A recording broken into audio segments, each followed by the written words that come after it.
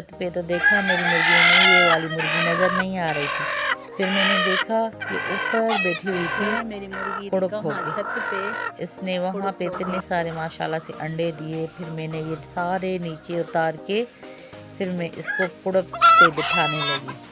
अब देखते हैं ये बैठती है या नहीं। फिर ये धीरे धीरे से हम इंतज़ार कर रहे थे। ये अपनी आके अंडों पे माशाल्लाह से बैठ गई और ये बैठी हुई है अपने अंडों पे। और इंशाल्लाह कुछ ही दिनों में छोटे छोटे न्यू चिक्स आ जाएंगे। आप भी देखिएगा, मैं भी देखूंगी।